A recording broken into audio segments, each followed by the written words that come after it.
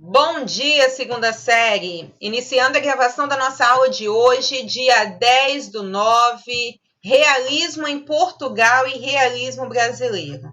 Então, nós vamos relembrar alguns tópicos que nós já estudamos, já comentamos. Na aula passada, nós discutimos sobre o conto A Cartomante.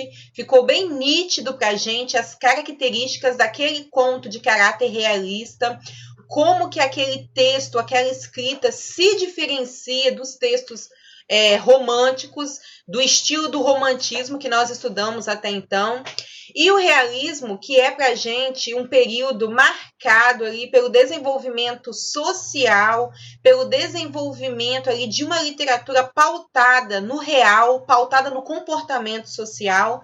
Ele também se desenvolveu na Europa, sobretudo em Portugal. Entretanto, nós vamos nos prender muito mais ao estudo do realismo aqui no Brasil, mas não podemos perder de vista e nem deixar de conhecer um pouquinho do que foi o realismo em Portugal. Primeiro, a gente precisa lembrar que o realismo ele teve início lá em Portugal com a chamada questão Coimbra. Eu já comentei com vocês que foi um grupo de estudantes que resolveu se manifestar contra as características do romantismo. E entre esses estudantes ali, nós tivemos o Império de Quintal, essa de Queiroz. O grande nome do realismo português é essa de Queiroz, que é o escritor que nós vamos procurar dar um pouquinho mais de atenção aqui, porque é um escritor que vira e mexe, se comenta. Como a gente sabe, no Enem não se cobra literatura estrangeira, se cobra a literatura brasileira. Mas nada impede que se coloque um textinho ali sobre um romance português, sobre um escritor português. E essa de Queiroz é para a gente o grande nome do realismo em Portugal. Suas obras, vocês já devem ter ouvido falar, porque a Globo fez, uma minissérie com os Maias, fez um filme com o Primo Basílio, fez um filme com o Crime do Padre Amaro. Então, são obras que vira e mexe aparecem em teatro, aparecem na televisão, como em novelas ou como em filmes. Então, são obras bem conhecidas.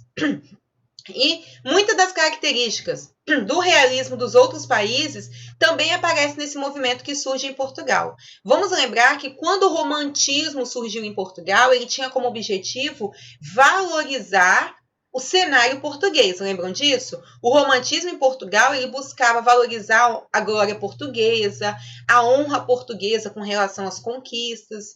E uma das particularidades do realismo quando surgiu em Portugal foi trabalhar com uma investigação objetiva da realidade. Buscou-se demonstrar as contradições sociais, a hipocrisia social. Era mais ou menos aquela ideia de tirar as máscaras que ditavam as regras da sociedade. E nesse contexto, nós teremos uma produção literária engajada com os problemas de Portugal, que tem como função exatamente denunciar os problemas sociais. Há uma característica primordial que se destaca entre o realismo português e o realismo brasileiro, porque em Portugal há uma preocupação muito grande em se denunciar as questões, a hipocrisia, a moralidade disfarçada dentro do meio religioso. Essa obra mesmo, que aparece um trecho para a gente lá na página 12, O Crime do Padre Amaro, foi uma obra que ganhou repercussão tamanha, Inclusive, ele teve que responder a alguns processos, a algumas questões sociais que surgiram na época, mas o romantismo em Portugal, ele estava voltado para atingir todas as questões sociais, principalmente a questão religiosa. Aqui no Brasil, nós não tivemos esse foco. Por quê? Porque em Portugal, essa questão dos mosteiros, essa questão ali dos conventos, essa questão da quantidade de religiosos, de entidades religiosas que existem lá, era tamanha que fez com que os escritores se preocupassem em denunciar a imoralidade que acontecia dentro desses ambientes. Então, essa é uma marca que nós vamos destacar para diferenciar o realismo em Portugal e o realismo aqui no Brasil. Mas nós vamos identificar ênfase nas ideias socialistas e de revolução, o objetivismo, o cientificismo, a preocupação com a realidade imediata de Portugal, né, como a sociedade estava se desenvolvendo no momento, estava se comportando, o foco na vida cotidiana e o destaque para as pessoas comuns, ataque aos falsos valores, principalmente os religiosos, a rejeição ao clérigo e à monarquia, negação da idealização e opiniões objetivas. É importante a gente relembrar que a maior preocupação dos escritores realistas é destrinchar, vamos dizer assim, descrever, destrinchar exatamente o comportamento psicológico dos personagens. É destrinchar como eles pensam, como eles agem, como eles se comportam. A ideia de toda ação gera uma reação. Como o homem se comporta, o que ele faz, o que ele é capaz de fazer para alcançar repercussão social, para alcançar ascensão social, para, entre aspas, ficar bem na fita. Tanto que a característica, vamos dizer assim, o lema primordial dos realistas é: os fins justificam os meios. Se for para que eu alcance um status social, se for para manter os padrões morais, os padrões sociais, tudo é permitido. Vamos lembrar, lá em A Cartomante, que Vilela assassina Rita e Camilo. Tudo bem. Ele era o traído, ele só queria manter a ordem, né? Manter a sua honra. Tudo bem, é permitido. Então, nós temos ali toda uma preocupação social, que é a ideia de que a aparência vale muito mais do que a essência. Então, eu quero mostrar psicologicamente do que o ser humano é capaz para manter essa aparência, esse status, para manter a sua condição de alguém que está querendo se dar bem na vida, de alguém que quer entrar nesse meio social. É o período em que a burguesia chega ao auge. Então, tudo é possível para se manter nesse status aí. Essas 3 obras que eu destaquei para vocês aqui são as obras mais conhecidas de Eça de Queiroz. Os Maias, eu não sei se vocês já ouviram falar, mas foi uma obra que ganhou uma repercussão imensa por causa da questão do incesto. Nós temos aqui a história de Carlos Maia e Maria Eduarda Maia, que são irmãos, mas são separados na infância, porque o pai acaba tendo um casamento que não era muito favorecido pela família. Quando ele é traído, ele abandona a esposa com os 2 filhos e vai embora. Logo depois o pai morre, a mulher morre também, as crianças ficam órfãs e são dadas para famílias diferentes. Né? A menina, a Maria Eduarda, vai para outro país, casa-se com um homem famoso, torna-se uma condessa. Carlos Maia também casa-se, mas anos depois acabam encontrando-se, vão morar juntos, começam a ter um relacionamento e Carlos descobre que eles são irmãos. Então há uma relação incestuosa aí que choca a sociedade da época, até porque Carlos descobre que é irmão de Maria Eduarda, não conta para ela e continua com a relação incestuosa, como se ele dissesse: já estamos errados mesmo, vamos continuar do jeito que estamos. Enquanto ela não souber que somos irmãos, continuamos fingindo que nada aconteceu. Então, é uma relação incestuosa que, lógico, né, ganha uma repercussão tamanha na época. O primo Basílio conta a história de Luísa, que é casada, mas recebe, né, em sua casa a visita do primo Basílio, porque ela foi apaixonada na infância. E Basílio acaba seduzindo Luísa, que também se deixa levar, né? Na verdade, ela acaba se sentindo uma mulher viva com as insinuações de Basílio. Eles acabam tendo um relacionamento extraconjugal e são descobertos por Juliana, que é a empregada da casa de Luísa. E a empregada começa a manipular a situação. Ela começa a exigir dinheiro, ela começa a exigir que a própria patroa faça o serviço e não ela. Então, há toda uma preocupação ali em mostrar o fato de que, se você quer manter a ordem, você precisa obedecer ao que eu quero.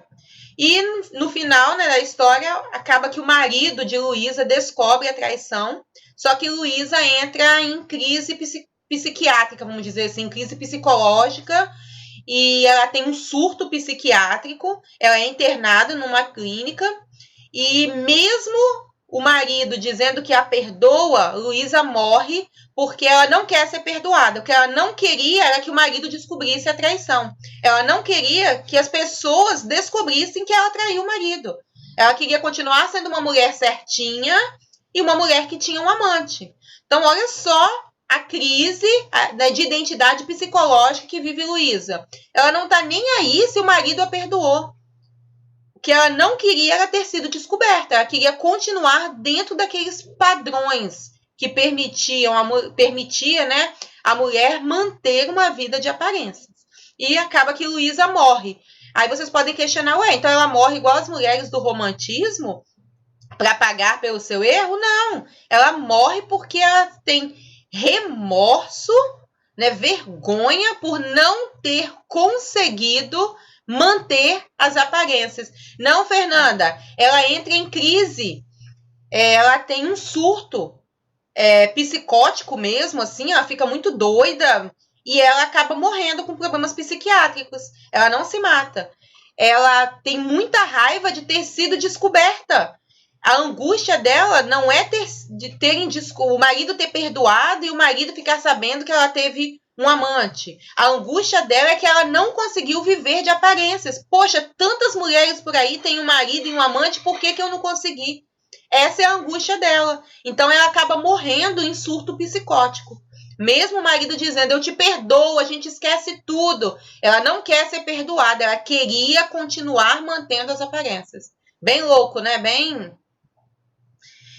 E a terceira obra, que é O Crime do Padre Amaro, conta a história aí de Amaro, que vai para uma cidade em Portugal, e lá ele apaixona-se por uma moça, Amélia, tem um caso com ela, e acaba que a Amélia engravida. Antes disso, ele descobre que o cônego responsável por toda a região de Leiria, ali, né, que é a região de Portugal onde ele estava, também era amante da mãe de Amélia. Então, há toda uma questão ali de envolvimento entre as pessoas do poder religioso ali e as pessoas, né, dessa sociedade normal, vamos dizer assim, que faz com que a gente questione o que é certo, o que é errado, até que ponto havia essa questão da hipocrisia, até que ponto as pessoas passavam, né, essa sensação, essa percepção de serem honestas, de serem corretas, porque quando Amaro se apaixona por Amélia, ele entra em crise. Meu Deus, eu sou um padre, eu não posso me apaixonar. Aí ele vai até o cônego Dias e diz, eu preciso ir embora. Eu estou aqui, vim como padre para tomar conta da paróquia e me apaixonei por uma fiel. Aí o cônego diz para ele, não se preocupa não, eu sou amante da mãe dela. Fica na sua, faz por baixo dos panos, continua se encontrando com ela, continua amando, né, a Amélia, torna-se amante dela. Ninguém precisa saber. E a gente continua com a nossa vida religiosa, com as questões de moralidade, e a vida continua. Então, há toda uma hipocrisia que é denunciada nesse romance.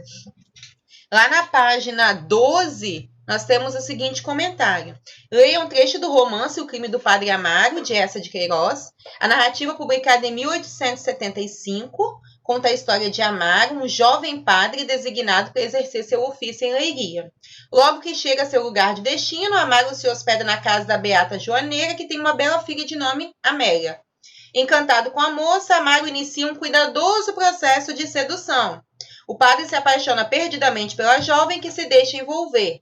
Amaro, porém, não quer abandonar sua condição de líder espiritual daquela comunidade. Amélia passa então a ser manipulada por Amaro até que engravida. E aí nós temos a questão aí de uma gravidez que seria, vamos dizer assim, um escândalo para a época. Então acompanhem comigo a leitura do trecho ali, ó. O senhor cônego, quero lhe falar depressa. A criada dos Dias indicou ao padre Amaro o escritório e correu acima a contar a dona Josefa que o senhor pároco viera procurar o senhor cônego, e com uma cara tão transtornada que de certo tinha sucedido alguma desgraça.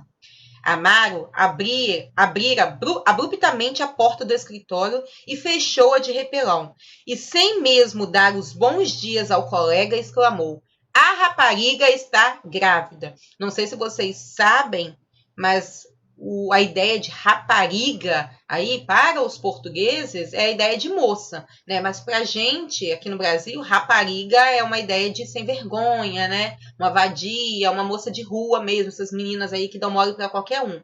E aí fica aqui um questionamento para a gente se o que ele quis dizer aqui foi rapariga de moça, né, de respeito, visto que Amélia não se deu o respeito porque se envolveu com o padre, ou se ele quis realmente dizer, né, essa sem vergonha, né, essa vadia ali se envolveu comigo e ainda engravidou para estragar a minha vida. Então fica esse questionamento. O cônego que estava escrevendo caiu como uma massa fulminada para as costas da cadeira. Que me diz você? Grávida. E no silêncio que se fez o soalho gemia sobre os passeios furiosos do pároco da janela para a estante. Está você certo disso? Perguntou, enfim, o cônego com pavor. Observem que a preocupação do cônego com o padre era exatamente que a gravidez pudesse, né, acabar com a vida de Amaro. Nenhum dos dois diz, meu Deus, o que será dessa pobre moça agora? Não, não há essa preocupação. Toda a discussão gira em torno aqui do fato de que, meu Deus, Amaro, e agora você pode perder o seu cargo de padre. O que nós faremos? Né? Certíssimo. A mulher já há dias andava desconfiada, já não fazia senão chorar, mas agora é certo. As mulheres conhecem, não se enganam. Há todas as provas. Que hei de eu fazer padre mestre? E o cônego é exatamente o padre mestre, né? Aquele que dá as orientações para Amaro. Orientou muito bem, né, o padrinho aqui. Olha que espiga, ponderou o cônego atordoado. A ideia de que espiga é, olha só, que problemão, né, que nós temos agora. Imaginem você o escândalo. A mãe, a vizinhança, e se suspeitam de mim? Estou perdido, eu não quero saber. Eu fujo. Vamos dar uma pausa aqui para a gente entender a situação.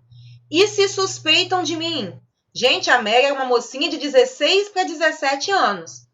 Em nenhum momento há preocupação em dizer uma moça jovem, né, grávida, dentro dos valores da época. Coitado, o que será de Amélia? A preocupação dele é, e se suspeitarem que fui eu o responsável? Eu estou perdido, eu fujo. Ela que se vire, ela que fique com o filho. Eu não tenho nada a ver com isso, mas eu fujo. O cônego coçava estupidamente o cachaço. O cachaço era a barba, né, comprida aqui, com o beiço caído como uma tromba. Representava-se-lhe já os gritos em casa, a noite do parto, a senhora Joaneira eternamente em lágrimas, e toda a sua tranquilidade extinta para sempre. A preocupação do cônego. Ele tinha um caso com a dona Joaneira, que era a mãe de Amélia. Olha o que ele fica pensando, meu Deus, na noite do parto, ao invés de eu estar com a dona Joaneira, né, ela vai deixar de estar na minha cama para estar cuidando da filha que vai estar tendo um bebê. E agora? O que nós vamos fazer com uma criança em casa? Vai acabar com a paz dessa casa. Mas diga uma coisa, gritou-lhe Amaro desesperado. Que pensa você? Veja se tem alguma ideia. Eu não sei. Eu estou idiota, estou de todo.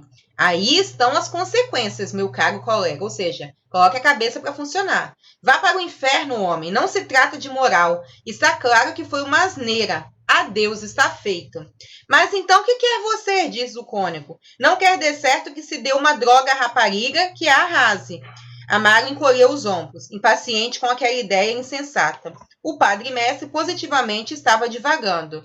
Olha a pergunta do cônego. O que você acha da gente dar uma droga para ela, né? Alguma coisa abortiva para ela perder? Amaro dá de ombros, né? Tanto faz. Será que ele está divagando? Será que vai dar certo?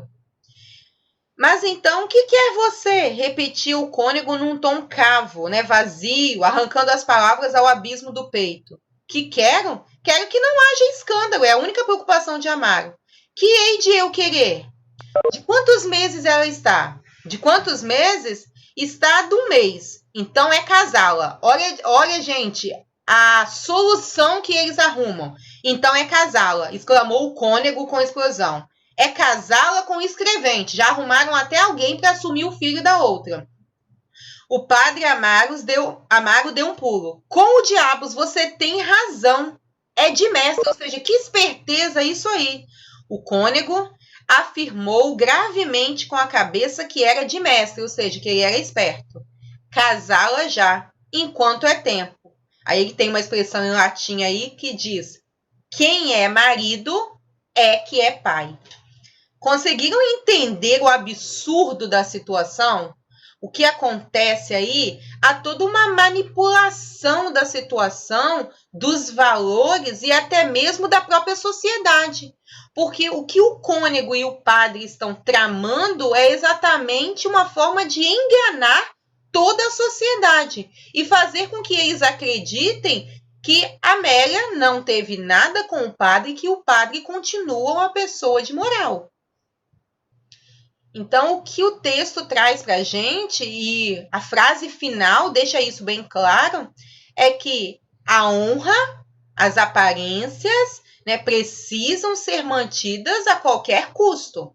Eles não estão nem aí se a Amélia está sofrendo, se a Amélia vai se sentir abandonada, se a Amélia irá sofrer com a gravidez. O que eles planejam é casar o mais rápido possível. Vamos arrumar um trouxa, ele se casa com ela, até porque quem é marido é que é pai. É quem assume ali que torna-se o pai verdadeiro.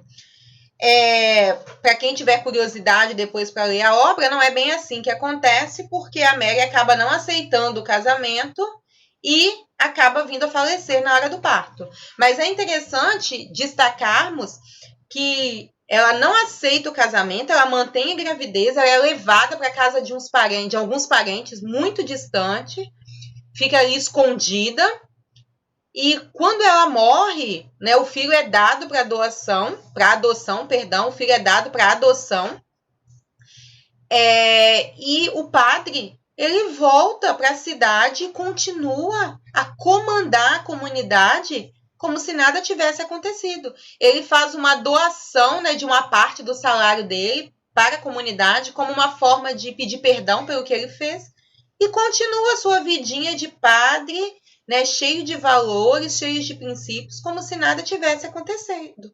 E o cônego também, ninguém comenta nada. E a mãe da Amélia? Aceita também a ideia, porque é melhor que todos pensem que a Amélia ficou doente e morreu, do que as pessoas virem a saber que a Amélia teve um filho, que a Amélia não era uma moça que não era mais virgem, que a Amélia se envolveu com algum homem. Então é melhor a gente manter as aparências, e ela espalha para todo mundo que a Amélia ficou muito doente, acabou morrendo, e a história termina por isso mesmo. É como se fosse um soco, vamos dizer assim, na cara da sociedade. É uma história que coloca o dedo na ferida da hipocrisia social. A obra demora para ser escrita e demora mais ainda para ser publicada. A gente entende o porquê, né? A sociedade, principalmente a sociedade religiosa portuguesa, cai matando em cima de Eça de Queiroz. Mas o que ele diz, e em momento nenhum ele retira os seus comentários sobre a obra, é: as coisas acontecem exatamente dessa forma. É exatamente assim que acontece ali dentro dos conventos, dentro das comunidades e no meio religioso. Então, toda a obra ela busca denunciar essa hipocrisia social, busca denunciar a imoralidade e essa vida de aparências que a sociedade burguesa vivia. O que marca bem para a gente o ideal, né, do realismo, esse imaginário aí dos escritores de que a vida ela não é perfeita, ela não é idealizada, como os escritores românticos mostravam. Há toda uma história por trás das máscaras que precisa vir à tona. Ok, pessoal, até aqui? Se tiverem curiosidade de ler, ou então assistam o filme também, O Crime do Padre Amaro. Tem tanto O Crime do Padre Amaro como O Primo Basílio. O Primo Basílio é uma obra brasileira também. Então, acho que vale a pena. O filme é curtinho. Eu até tenho em casa, mas não tenho como passar para vocês, porque a gente gastaria muito tempo.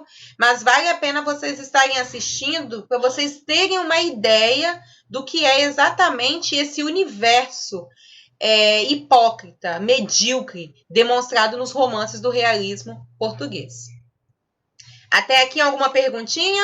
Alguma dúvida? O realismo português, ele não é um realismo só de romances. Nós temos ali um poeta, né, um escritor, que se lança nesse campo da poesia, que é o Cesário Verde. Cesário Verde ele ganha repercussão porque poucos escritores do realismo se preocupam com a produção poética. Machado de Assis, por exemplo, ele escreveu poesia também, apesar da gente ouvir falar de que Machado foi o criador do conto, né, de que Machado difundiu a ideia do romance aqui no Brasil. Porém, nós tivemos, sim, produções poéticas na época do realismo. Em Portugal, a poesia se desenvolveu muito mais do que aqui no Brasil. Então, nós temos aqui um poema do escritor português Cesário Verde, que diz assim, ó, tínhamos nós voltado à capital maldita. Eu vinha de polir isto tranquilamente, quando nos sucedeu uma cruel desdita, pois um de nós caiu de súbito doente. Uma tuberculose abria-lhe cavernas. Dá-me rebate ainda o seu tossir profundo, e eu sempre lembrarei triste as palavras ternas com que se despediu de todos e do mundo. Pobre rapaz, robusto e cheio de futuro, não sei de um infortúnio imenso como o seu. Vi o seu fim chegar como um medonho muro, e sem querer aflito e atônito morreu. Observem que é um poema fora dos poemas que nós tradicionalmente lemos, né? Que são poemas falando de sentimentos, de emoções. Aqui nós temos um poema que descreve para a gente exatamente o quê? Uma morte, um sofrimento causado por algo, né, que vem, vamos dizer assim, do destino. De tal maneira que hoje o desgostoso e azedo, com tanta crueldade, tantas injustiças, se ainda trabalho é como os presos no degredo, com planos de vingança e ideias insubmissas.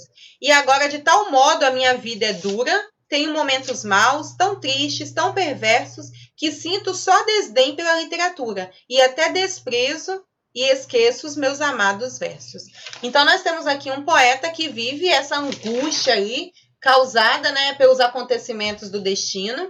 O poema ele é marcado para a gente exatamente pela descrição de um acontecimento que marca a vida do poeta, que é exatamente o quê? A morte de uma pessoa muito próxima, do eu lírico, né? Um conhecido, um ente querido que chega à capital e quando morre, desperta, né, no poeta, no eu lírico, todos esses sentimentos aí. E é como se ele começasse a perceber que a morte é exatamente aquilo que nós precisamos para perceber que a vida não é um conto de fadas, que a vida é real, né? Que a morte ela nos leva a compreender que a vida não é perfeitinha, idealizada, como os poetas românticos buscavam demonstrar.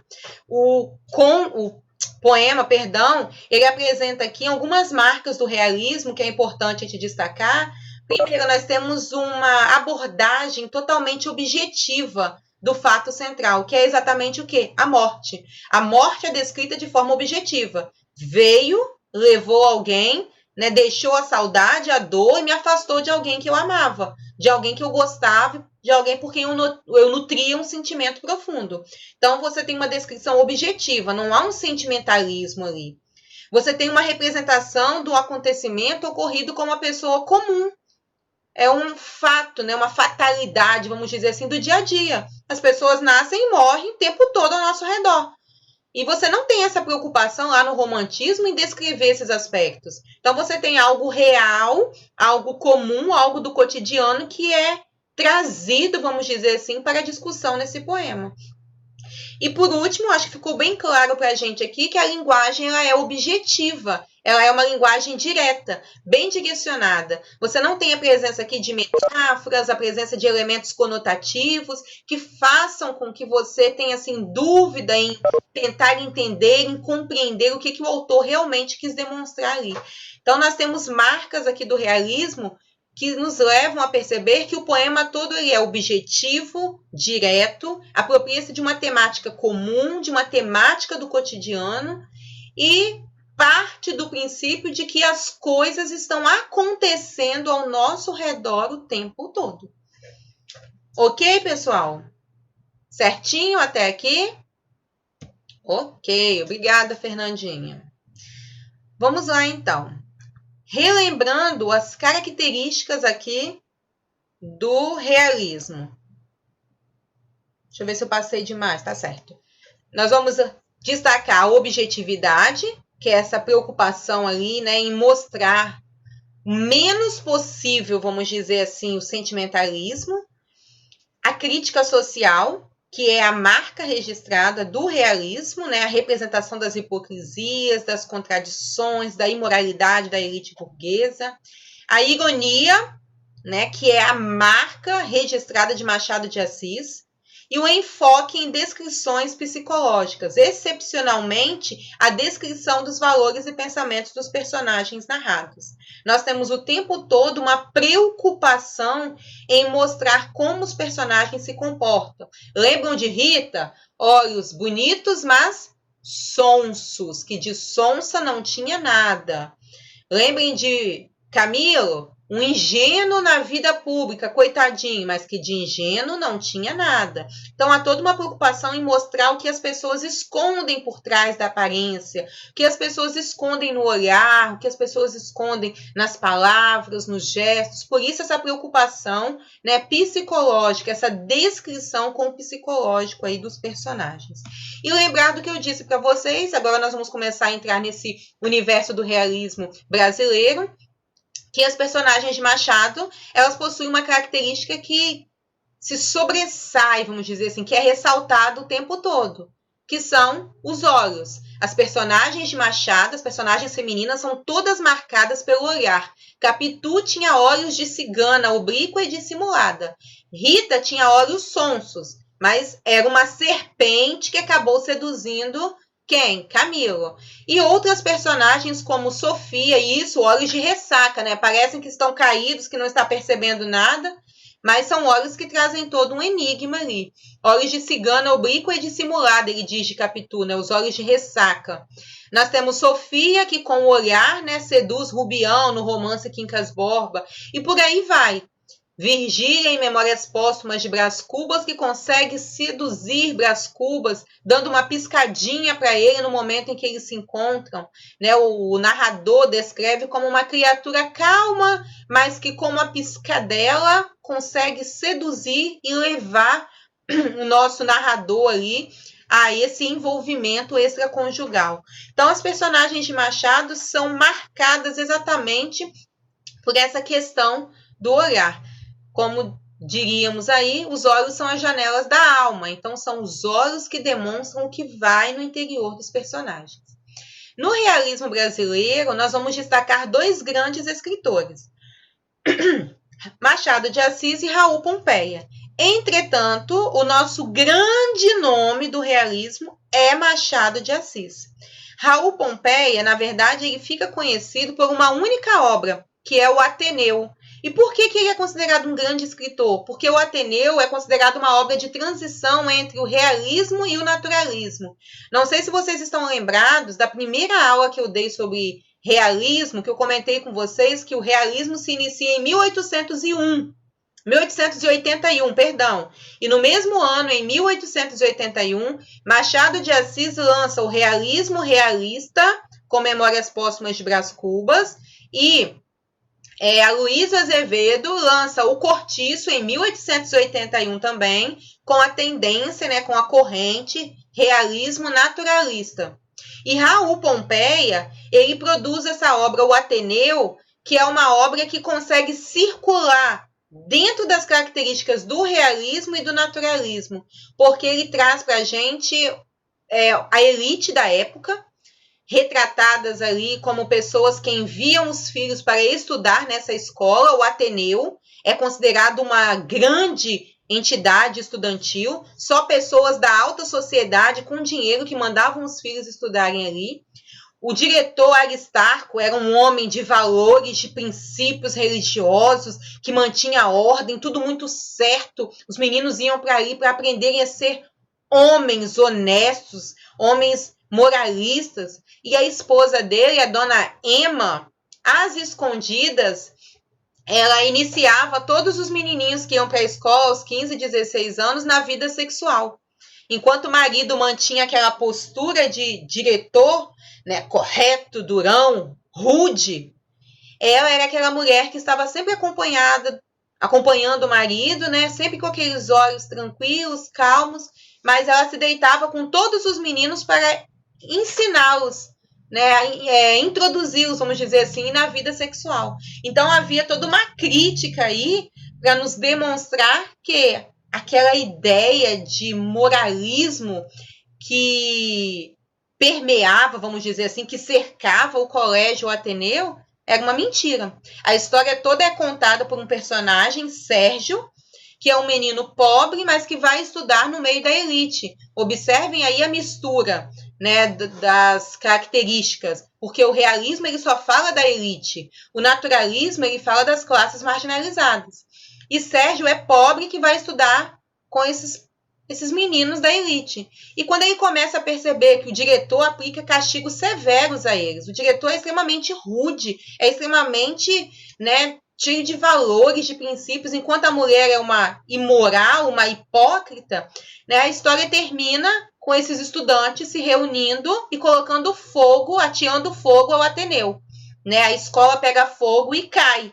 É como se fosse uma metáfora de que vamos contar e demonstrar o que é exatamente essa escola, cheia de valores, de princípios na aparência, mas o que acontece por dentro dos muros ninguém sabe. E aí nós temos no decorrer da história a dona Emma, que se envolvia sexualmente com os meninos, nós temos envolvimento homossexuais entre os alunos, nós temos toda uma demonstração de que a sociedade era hipócrita, era corrompida e que aqueles valores que são negados e colocados como pertencente apenas às classes marginalizadas acontecem dentro, né, estão presentes dentro dessa sociedade aristocrata, dessa sociedade burguesa. Por isso que Raul Pompeia ele ganha essa repercussão, porque ele produz uma obra que mistura características do realismo e características do naturalismo. Então, nós temos aqui no Brasil, de modo genérico, romances, contos e obras que são influenciados por teorias científicas da época, como o positivismo, de Comte, o evolucionismo de Darwin, o comunismo de Marx e Engels e o determinismo de Taine. E partindo do princípio de que os fins justificam os meios, de que tudo é permitido para que você alcance, né, repercussão, poder ou status social, as obras buscam demonstrar essa imoralidade, essa hipocrisia. Machado de Assis é conhecido como um escritor completo. Por quê? Porque ele foi o único escritor brasileiro que escreveu contos, romances, novelas, crônicas, poemas, artigos, novelas já comentei e peças teatrais. Então ele produziu todas as possibilidades, vamos dizer assim, que ele encontrou, que ele teve em mãos de escritos literários. Ele ganhou uma grande repercussão nos romances e nos contos. Né? Os contos machadianos mudaram a maneira de se estudar literatura no Brasil, mas ele produziu peças teatrais fantásticas. As crônicas de Machado são, assim, muito boas, críticas reflexivas ao extremo. Os poemas de Machado também nem parecem que são poemas de Machado, que escreveu romances, né, que escreveu contos tão críticos, contos tão realistas, vamos dizer assim. E ele é conhecido ainda como um mestre do humor e da ironia. Né? A veia irônica de Machado ela é latente em todos os seus textos, em todas as suas obras.